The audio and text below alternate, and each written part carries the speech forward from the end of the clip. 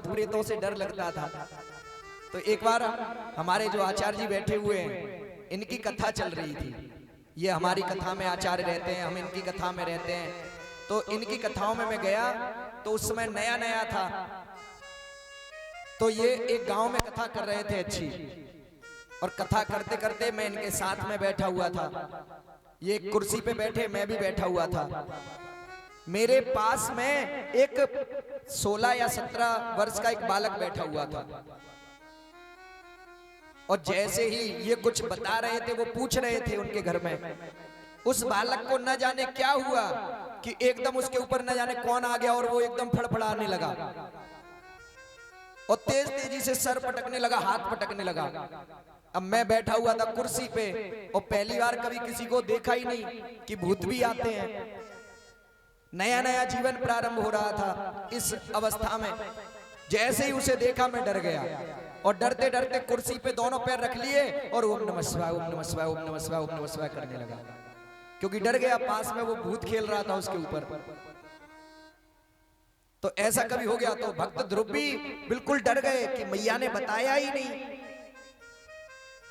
कि परमात्मा दिखते कैसे हैं, परम पिता कैसा दिखता है। तो फिर डर गए, बस मन में जप कर रहे हो, ओम नमो भगवते वासुदेवाय, ओम नमो भगवते वासुदेवाय।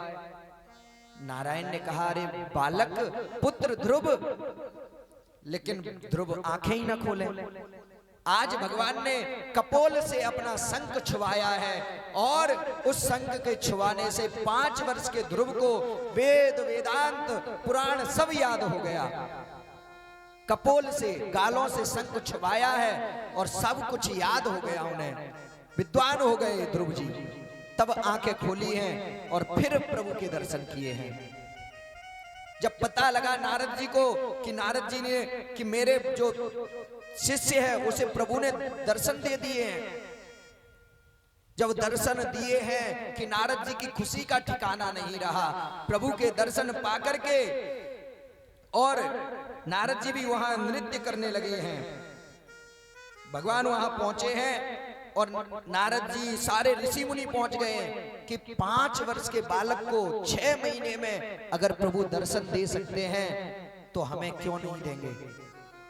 अगर हमारा भाव अच्छा होगा, हमारा हृदय अगर अच्छा होगा तो प्रभु जल्दी रीझ जाते हैं। लेकिन हमारे मन में तो ये लगा रहता है कि देखो बैठे पंडाल में है, लेकिन ध्यान कहाँ होगा कि कहीं अभी बारिश ना आ जाए।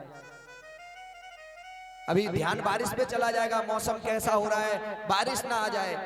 तो हमारा ध्यान तो यहाँ 3 घंटे नहीं टिक पा रहा है।